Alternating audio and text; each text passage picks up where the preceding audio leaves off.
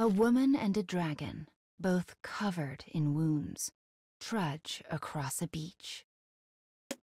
The woman's name is Zero. She is a powerful swordswoman with a flower where her right eye should be. The dragon's name is Mikhail. He is a young white dragon with the power of speech. Both of them stand on the doorstep of death.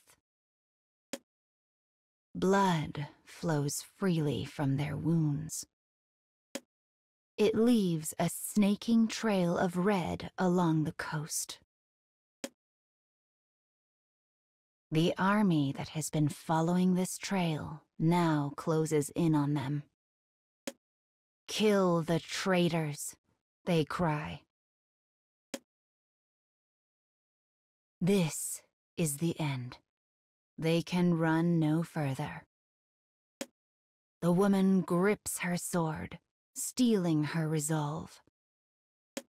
The dragon lets fly with a howl in response. It cannot end here. They must live.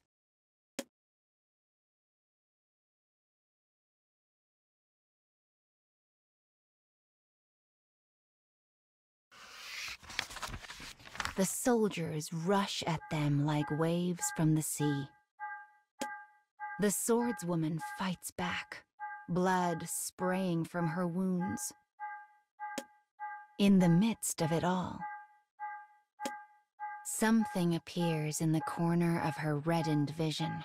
She sees the dragon collapse. Countless blades stick out from his white flesh.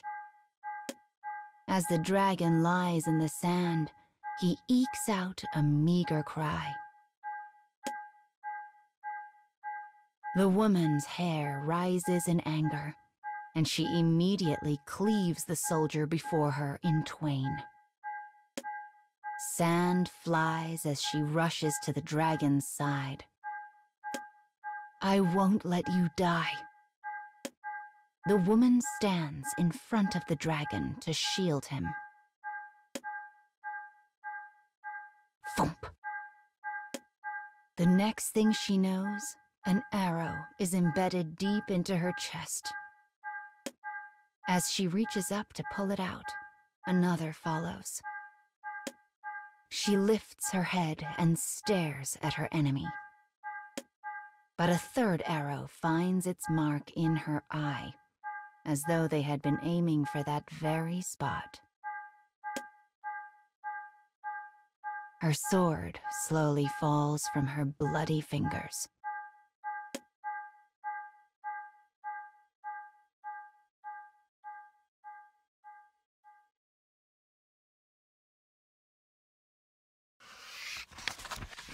The woman's beating heart slows, and then stops. The soldiers raise a mighty cheer. The traitor has been struck down. With only the dragon left, the soldiers move in to finish it off. But then, the woman's corpse begins to scream. As if responding to the scream, the flower in her eye glows red. And in the next instant, it swells up to an incredible size. Suddenly, another human spills from the flower, covered in blood. It is the swordswoman, reborn. She is a demon with the strength of the flower on her side. This cannot be the end. This cannot be the end. The revived woman attacks the soldiers with empty hands. She strikes down one after another with sheer brute force. But she is still greatly outnumbered. Swords penetrate her body, one after the next. She screams again and again and again. Yet each time, she is reborn from the flower. Her limbs are severed, her skull is shattered, her heart is pierced. Yet she comes back each time and falls upon her foe with renewed fury. It is a never-ending nightmare.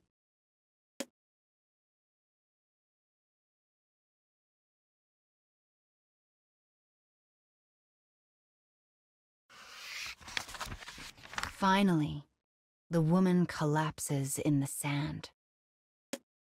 Her sharp, ragged breaths slowly take on a sense of normalcy.